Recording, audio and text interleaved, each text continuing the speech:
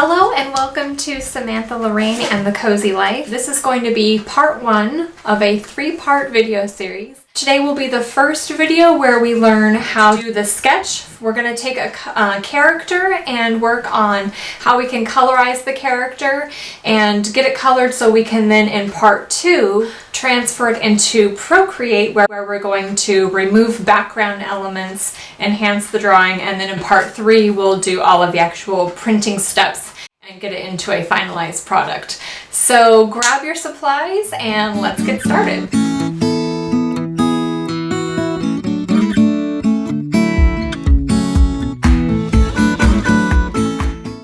If you guys have seen my previous videos, you know that I am a huge fan of Copic markers. There are there's actually four different varieties of Copic markers, but I have three kinds. The sketch marker, which has an actual paintbrush tip. So this one is flexy and it moves like a paintbrush.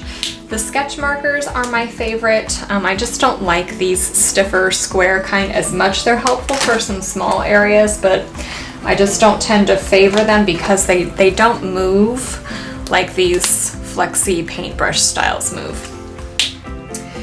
The other version is the Copic Chow marker, which has the same flexy end, but it's just a little bit smaller than the sketch marker. See how the tip actually moves like a paintbrush? And you can color over this several times and it will actually blend in. You won't see any kind of streak marks where you're coloring. Or normally when you color something, it won't blend together like that. You'll have different streak marks where it's not blended, where it literally looks like you're making lines through your paper.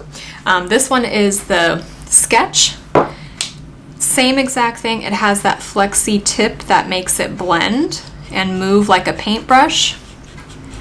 And it just makes it so it's really easy to move around on your paper. You don't have to apply pressure. You can make it with really fine little strokes. It can make really fine lines. So it's just quite versatile with these type of markers. And then compared to our normal kind of Copic marker, this is the square shaped container marker. This one, you'll just notice when you put it down, it still blends. It still has the exact same pen quality, but the tip is completely different. See, it doesn't move at all like the other one moves like a paintbrush. This square-shaped container, the classic original Copic marker, does not move like that. So depending on which source you buy your Copic markers from, they can be anywhere from $4 to, I've seen them for $10 at some art supply stores per marker. So when you start adding up all of these different colors like I have here, plus all of the refills, probably about $2,500 worth of markers. So you can really end up spending a lot of money in markers. But the nice thing about the refills is once you buy the pen is the most expensive part. Once you buy this and you buy the refill for it, this size refill will probably refill the marker this size at least 10 times. So this is about a $7 refill, and let's say on average $7 a marker. So you really do get a lot of use out of your refills, and you can just keep buying more refills for the same marker. You can buy tips to replace things as well. So these are excellent, but they are pricey. The other thing we're going to be using, we have lots of different colored pencil options, but my favorite colored pencils are these Faber-Castell pencils, the Polychromos from Faber-Castell. I like them best because they are a harder colored pencil. Because the tip is hard, it doesn't kind of smush on the page, or some that are, for example, softer tipped, like this kind here. These are Prismacolor, which I like Prismacolor shades as well, but the difference with Prismacolor is they're much softer and they tend to blend very nicely because they are soft, so the blending quality is good, but because the tip is softer, the tip will wear down faster, whereas this one will stay sharp a lot longer. And for my project and my type of art, I have a lot of really fine areas and I need a really sharp pencil all the time, and I find that I'm just constantly sharpening this one every few strokes in order to keep that really fine tip, and it's hard to press down firmly without the tip kind of smushing and going all over the page. So I like to use these Faber-Castells. These are my favorites, so we'll be using those in this tutorial as well. Let me show you guys the different types of papers I'll be using. This is the Series 500 Premium. It's very smooth, fine surface. I find that it blends really, really well. So it's just plain white sheets of paper. That's what I will be coloring on. When I do my initial sketch, I prefer drawing, where's my sketchbook? In a sketchbook. So I have these Leuchtturm 1917 sketchbooks that I buy. This one, you have the option now to put your name on it, which I find quite nice, especially if you spend a lot of time sketching and drawing. It's just nice to have that personalized touch. But you can put different entries in this sketchbook where it has the name, the date. It's a German company, so it has it written in German and English. But then the rest of the pages in the sketchbook series are blank on both sides, so you can draw whatever you like in there. The other cool thing about these is you can label your sketchbooks if you have a series of them. So it comes with different stickers that you can label and put on your sketchbook, so you can have different volumes, volume 1, 2, 3, and you can track your progress, which is really nice. I'm just using a basic tracing paper where I'm going to be using this to transfer my drawings from the sketchbook onto the nicer paper. So those are the different papers. The other thing is just a basic sharpener, and I like to use a mechanical pencil for the sketching. So, but any pencil that you want to use is fine. And then the last thing that is quite essential to have would be one of these gummy erasers. This one is by Faber-Castell as well, but any gummy eraser is fine. It's just one of those that you can mold in your hand. You'll see me using it in the tutorial. Lastly, you will need some sort of a light box like this one, where you can take your transfer paper and put it on your light box that will light up. If you don't have a light box, a window works fine. I used a window for years when I was growing up. I actually just got a light box a few years back. So any kind of window where you have light coming in will also work fine. Just nicer to have a light box because you don't have to work up, you can work down, and it's just a little easier on your hands, but a window works perfectly. So those are all of the supplies that you're going to need. Find a cozy spot, get comfortable, get yourself set up, and let's go ahead and open up our sketchbooks and start working on the characterization process. I often like to look back at previous artwork. This is Lonnie, and I want to give Lonnie a bit of an updated look. I kind of got like her face here is not exactly the type of shape that I want to get. I've become a lot more advanced with the drawings that I've done over the years. For example, in these characters, I've gotten more distinct with the eyes and the face shapes, the hands, the body features, just everything's gotten a lot clearer and more descriptive. So I'd like to give that same idea a try with Lonnie and see if I can give her an updated look while still keeping the same kind of shape and everything in her face, but I'd like to give her some more defined features like I have with this fairy that I've drawn. She's not really a fairy, but I just kind of think of her as being a blue fairy. But I'd like to try that same kind of technique with Lonnie to give her an updated style, and then after that using my coloring process to give her some life and show you how I do that. So these are my inspirational pieces for Lonnie, but we're going to try to start out by drawing her in a similar style, but with just a little bit of an updated face. So she's still the same gal, but just with a slightly enhanced kind of look. So these are the basic sketches that I'm working off of kind of as my inspiration. But let's start with some blank paper. And you don't have to draw this character. You can draw anything you want to. I'm just going to show you how I start with my different character designs. So the goal with this video is to give you guys an overview, literally from start to finish, how I start with these inspirational kind of sketches or things that I have that I've previously done, or something, you know, that I'm starting with just from scratch, or I'm going to, like with this one, enhance it and redraw it, make it better and make improvements, so we can do it together and do an entire project from start to finish. So I've got my blank paper here, and we're just going to start with our eraser and whatever pencil you like to use. I like to use mechanical pencils. This one has been with me for years, which I miraculously lose it all of the time, but somehow I managed to find it again. I've been losing it and finding it for about 11 years now. So this is the one that I use, but you can use any pencil that you'd like to.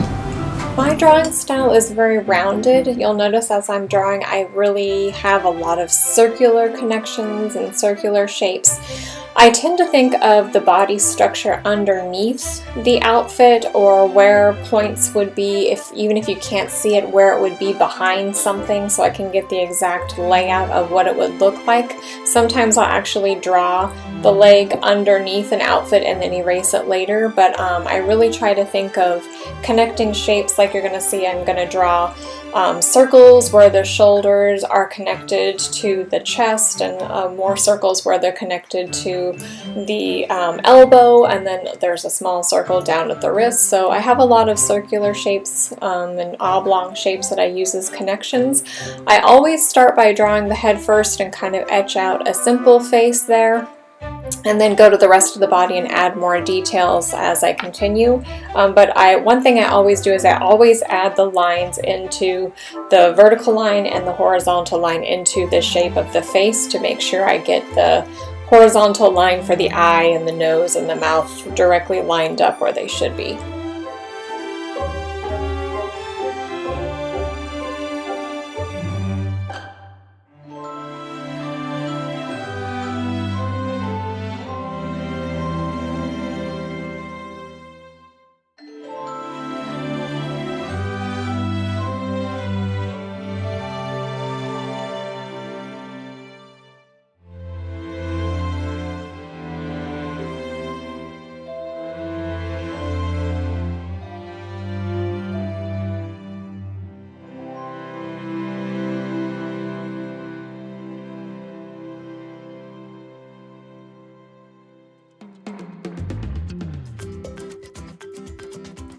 Whenever I draw characters, it helps me develop their personality, their fashion, their accessories, if I try to think of a little backstory for them as I'm drawing. So I'm just going to tell you the backstory behind Lonnie as I kind of etch out her character. Lonnie is a Hawaiian girl. She lives in Manoa Valley, which is just 3 miles from Waikiki Beach, which is the famous beach most people think of, Elvis and Blue Hawaii. If you know that movie, then you know Waikiki. She loves playing ukulele. She's taken hula lessons since she was a child. She really loves the slower hula dances, but she is not very good at shaking her hips really fast, so she doesn't really enjoy the faster routines like the Tahitian type dances. She has a little companion. Her companion is a duck named Quackers, which I'm going to draw here in a moment. She rescued Quackers when he was just a baby. He had a little broken wing, and she helped him kind of get healed, and she's taken care of him. Quackers is all grown up now. He can fly, but he just prefers staying by Lonnie, and he likes occasionally snacking on little bits of pineapple. He really does not like coconut flakes, but he does love coconut juice. Bananas, however, really tend to upset his stomach. So that is her favorite companion, who she's always kind of hanging out with. You definitely don't have to add this kind of detail and background when you're drawing, but I really find that it helps me connect a lot with my characters if I make them memorable and I find simple ways to kind of enhance their lifestyle or the things they like and the things they don't like. So it just helps me really enjoy the drawing process more when I bring them to life by adding this kind of a backstory.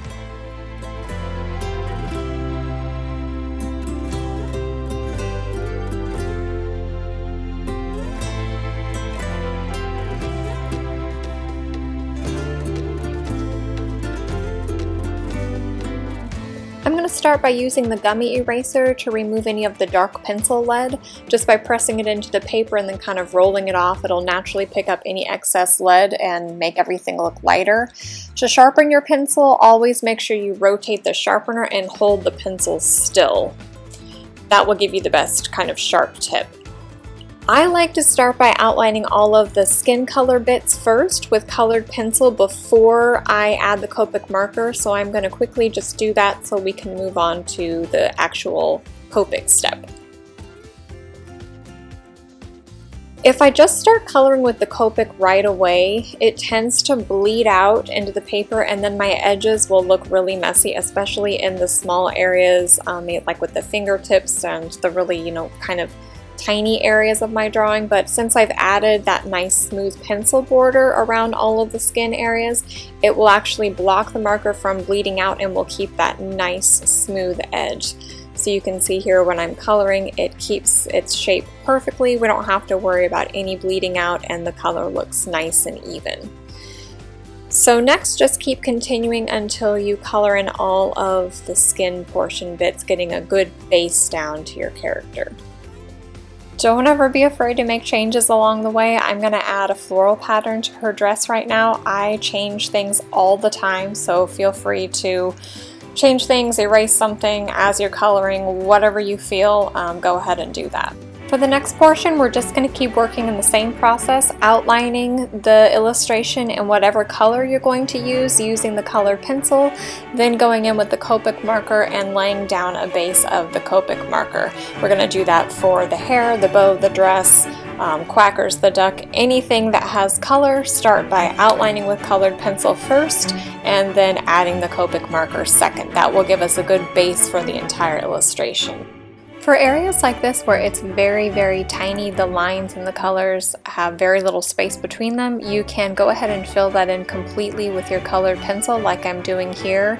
It's just too tight around her lei and in between the little flower spaces to actually put the Copic marker in there without touching the white spaces. So for steps like that, feel free to go ahead and just color all of that in with colored pencil, and then as you'll see I'm going to do in a second, I'll go back and touch in any areas that need to be darkened with the Copic marker. Best advice I can give you for this step is just very, very gently add the Copic marker. Do not add a lot of pressure. You just want to work with the lightest tip portion only, so either tap it or just very lightly stroke it, but don't add a lot of pressure, otherwise you will get too much base to your illustration and you'll get color where you don't want it to be. So just be very careful and lots of patience. We've reached my favorite portion of the coloring process, where we get to go back in with the colored pencils and add layers of color on top of the Copic marker. I absolutely love this step because this is where we really start to add that life to the character. We can start to see all of those defining elements coming out. The light areas and the contrasting shadows really give interest and help our illustration to just kind of pop out from the page. If we miss or skip over this step, then we're really just left with this lifeless, flat, dull kind of image that just really is not exciting. It's not eye-catching, so this is definitely the most critical step in your process. Or at least in my opinion, it's the most critical. You still have to get all the other elements right too, but it just really adds that kind of extra wow factor at the end. If you're blending for the first time, or maybe you're blending for a while but you're not aware of this, the best technique I can tell you is to start with a circular kind of motion that you can see I'm doing here.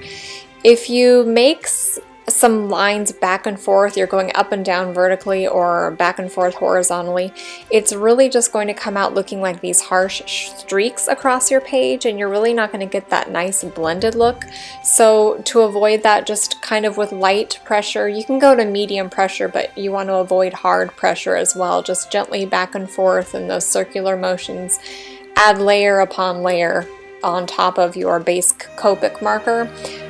Choose a shade that's similar to your base color, but either lighter or darker, just to add some contrast. Sometimes I will add 2 to 3 different shades into my drawing when I add the color on top, so 2 to 3 different colored pencils sometimes, not just one color, will really help you get even more of a contrast in your work. So don't be afraid to add more color, add in all the shadows, create light areas, create dark areas, and really just have fun with this step in the process.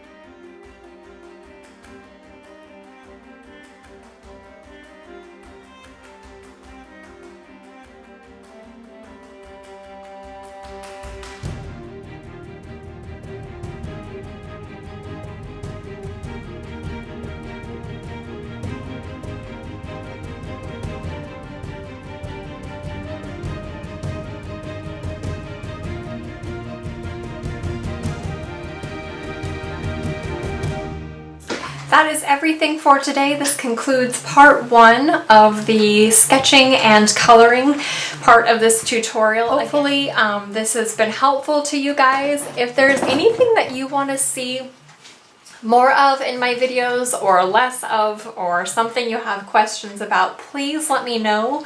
Any comments or feedback that you guys give me really does help me to offer you more information that's helpful to you, and it really shows me kind of what you guys are interested in, and it helps me to be able to provide more content for you guys so we can do more awesome tutorials and projects in the future. So leave comments below, let me know what you think, ask questions if you have them, and thanks so much for watching Samantha, Loraine, and The Cozy Life. See you next time.